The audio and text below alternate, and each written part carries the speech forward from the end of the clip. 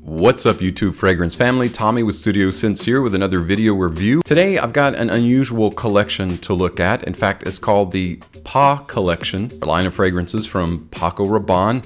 We see what you did there. The last two letters of your name is the same as the first two letters in the word collection. This is a collection of unisex fragrances that you've probably never heard about. I hadn't heard about. So when we come back, we're going to take a closer look at the Pacollection, see which ones you might want to have and which ones you might want to avoid. That and more, so stay tuned.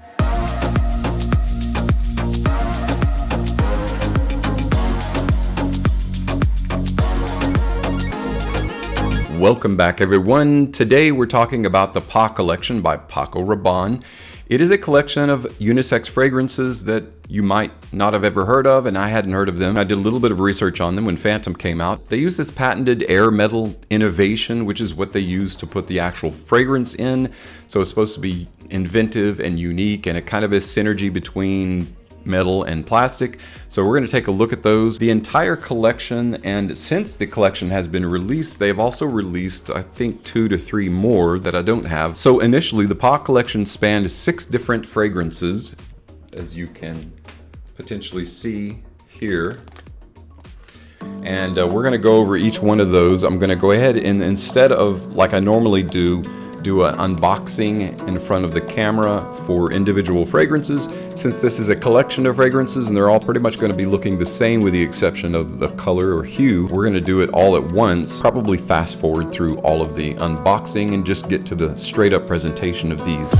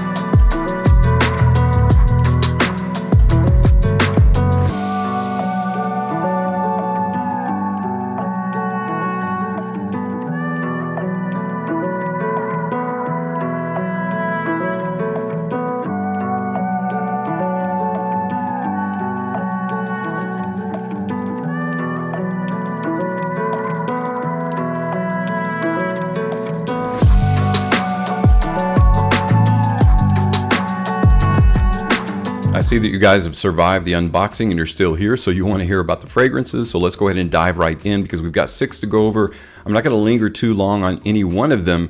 I'm just going to give you my first impressions on what I think might be worth owning, what you might be interested in, kind of my take on what they smell like, and then move on to the next one. So our very first one is, I think, the actual, you can even say, pillar fragrance of the collection. The very first one that was released is Strong Me. Now, each one of the Pacollection is a sleeve, essentially, and you pull the sleeve off. On the inside is like a corrugated foam cutout of what you might see in like maybe a sound room, like a soundproof room or a studio. A cutout, of course, of the actual patented air metal container. Sleeve goes on it like that. It's really unusual to hold one of these. It actually feels kind of and looks kind of like an IV bag. My scent addiction is so bad that I have to have an IV bag of Pacollection. They all start out metallic at the top, or silver metallic, and then the gradient moves into like a color. It's a little bit like the Bulgari Aqua collection because you can't set them up unless you have a special adapter. That's what these do. They end up just kind of laying there and you can stack them on top of each other or whatever, but they don't look supremely great stacked on a shelf like this. You want to be able to show off your bottle, so you might have to like set them up against a bottle or something. Each one of these is a 62 ml size, which is an odd size, and they're all eau de parfum or EDP concentration. This one has plum liqueur, vanilla, Davana, amberwood, and metal in the actual notes and the note breakdown. Let's try out that juice. The lids each come off exactly the same way, and you literally pull them off just like you would any standard fragrance. And then you've got your atomizer or pump on the top. Now, I feel like it's going to feel kind of strange because this is squeezable, almost like a tire. It's got a little bit of rubber give there, but you can tell it's pressurized. Kind of a creative idea, but I don't know how good the creative idea is in terms of execution. Surprisingly, really good atomizer. Man, that is good.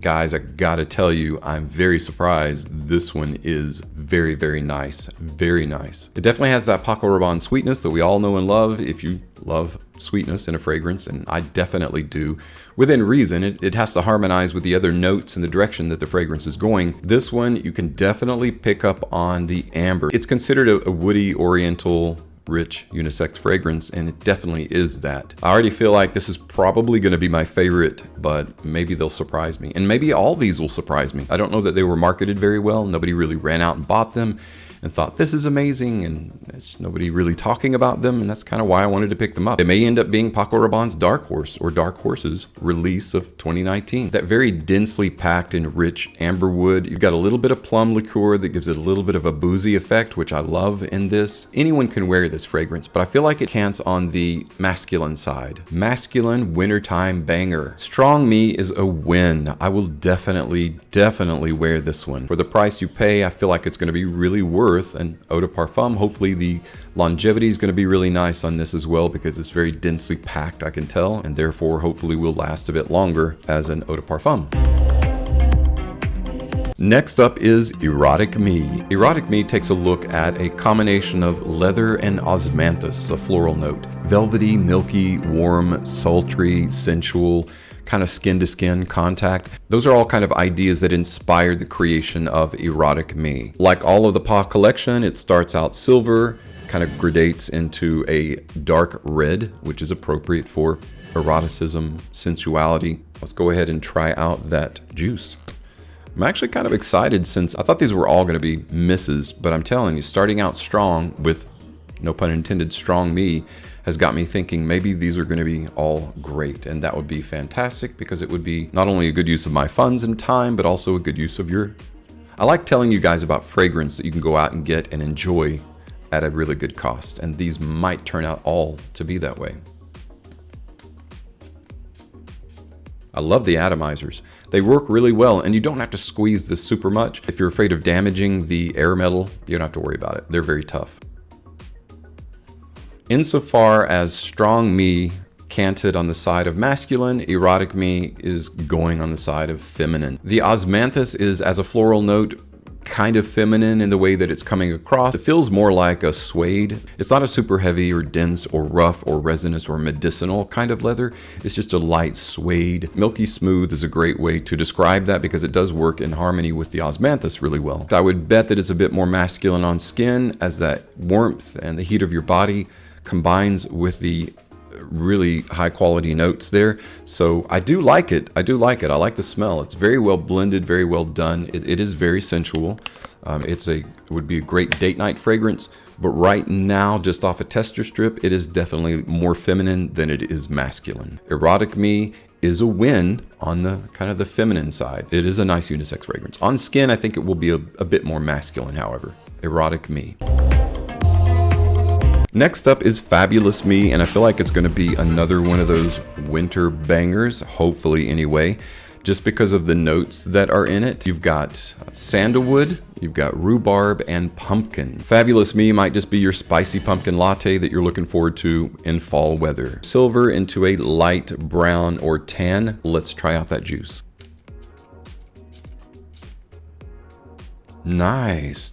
It's a this one is kind of a complex fragrance. I really like this. It's definitely unisex, but it's a unique kind of unisex scent, I think. This one is another one that I think is going to come across a bit more manly when you spray it on skin. Some of the fragrant notes kind of die off when they don't have any kind of heat propulsion, right? Any kind of heat propelling them from behind the background to kind of push them forward. And also the chemical composition of your skin is going to change up how a fragrance smells. It'll either deepen or lessen some attributes or characteristics of the fragrant notes. Little bit of pumpkin. I thought this was going to be overtly pumpkin, but it's not. Get a sense of the rhubarb in here just slightly, which is going to be kind of sweet sour. Sandalwood is there to add the creamy, the smooth. Pumpkin is there to add kind of a spicy fall richness to it. Not as spicy latte as I would have wanted. So Fabulous Me is not fabulous, it's just nominal in terms of the fragrance, the DNA, but I like it. It's intelligent, it's multi-layered, and it's going to be hyper versatile for all seasons. Fabulous Me. Next up is Dangerous Me. This has kind of a grass green or a traditional color wheel kind of green, going from the silver to the green. This has an interesting profile. It's got ambergris, it's got ink, it's got cedar and vanilla. So kind of cover, I guess, all seasons. I was surprised that it didn't have vetiver. I was thinking because it's green, it might have vetiver in it, but no. So let's go ahead and check out what this smells like. Dangerous Me is considered an oriental fragrance. Oh, that was ready to go. That is definitely unique. I was really going into this not expecting to like any of them, so I'm quite surprised. But I mean, Paco Rabanne has a really good track record, so I guess I'm not surprised that I like them more than I thought that I would. But coming on the heels of Phantom, my expectations were a little bit underwhelmed or lessened probably. The cedar is evident. There's a really nice mix of course, the ambergris is what adds volume to the fragrance and adds a little bit of what I call oomph and push to it. Inky is a descriptor as well, so it's got kind of a dark inky but lightly metallic sense to it. The cedar gives it kind of a nice woody backbone. We've got a little bit of that inkiness that's trolling through the sweeter vanilla, and that makes it a very unique fragrance. I think ambergris was the perfect addition to this to maximize the density and the weight and the volume of it, because it's otherwise it would just kind of fall flat. It would smell good, but it would fall flat as a fragrance. I would have to say I like this just a bit better than Fabulous Me, but for the most part they're on par. Still, Strong Me is my favorite overall, but we'll see. So far, they've all been really good. Dangerous Me. Next up in the Pacollection is Genius Me, and the air metal bag or bottle or flagon or whatever you want to call it also has that nice from silver to blue gradient. Genius Me has found its inspiration in the cerebral and how the new sexy is intelligence. Paco Rabanne considers this a fresh aldehydic metallic cologne. It combines rosemary, tree moss, orange zest, and a aroma chemical called Crystal Fizz. You might remember Ralph Lauren's Polo Deep Blue, I think it was called. That also had Crystal Fizz in it, and that's actually what gave it kind of the sparkle. Crystal Fizz has been called the washing powder molecule that kind of gives a washed, clean, freshly washed, clean smell. So hopefully it'll add that component to Genius Me. That is super clean. It's like you've purchased the most clean soap that you could ever possibly wash with, and it stays on your skin. This is a powerfully clean smelling fragrance with a little bit of an edge of that orange to it, which is amazing. I love the fact that it's got a little bit of kind of an uppercut to the fragrance, both with the rosemary and the orange zest. The tree moss is kind of the fixative in the fragrance that binds everything. It needed something to kind of counterbalance that super bright effervescence. I'm gonna go ahead and make the statement that I feel like it's more masculine than feminine. Not that feminine can't be also clean, so it's definitely unisex. Women, wear this to your heart's content, but I feel like it's more on the masculine side, at least when I smell it, and I feel like wearing it will also bear that statement to be more true on your skin than on a tester strip. So far, Strong Me, Genius Me, Dangerous Me, Fabulous Me, and Erotic Me. That's the hierarchy of how good I think these are in terms of my favorite. This one might go up to number 1 when I try it out on skin though. I really like that. Our last and final of the Pacollection, at least in the initial release, because they've got a couple more that have been released, is Crazy Me. This one has a gradient from silver to a light brown, or one might say light orange or burnt. This one might be the only one out of the bunch that I don't like, simply because of the note breakdown. I don't know what direction it's gonna go. You've got mimosa, you've got sandalwood, you've got wasabi, which is an interesting spice and a fragrance. This is considered by Paco Rabanne a floral fragrance, so let's try it out.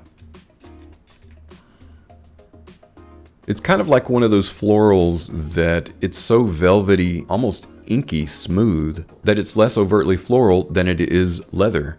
So I'm getting a really nice light leather, kind of like a blonde suede. That may completely change on skin, but on a tester strip, you know how velvet looks and how it feels. If you translate that into a smell, it'd be kind of like inky, dark, rich, like that. I would think that it's lightly oriental, woody oriental, as opposed to floral.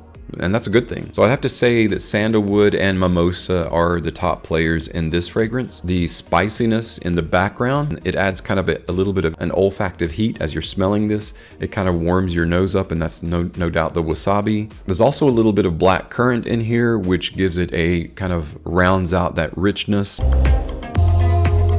Strong, genius, dangerous, crazy, fabulous, and erotic. That's the hierarchy in which they all ended up. Each one of these I would own. I mean, obviously I own, but I'm telling you. And that's what I mean by dark horse fragrances. Fragrances that don't get a lot of attention, that not really anyone is talking about, and yet they're really good quality. They smell great. They're hyper versatile. The Pacollection is surprisingly really good. Each one of these you're going to pay roughly right around 45-50 bucks for, maybe slightly more depending upon, you know, where you get them.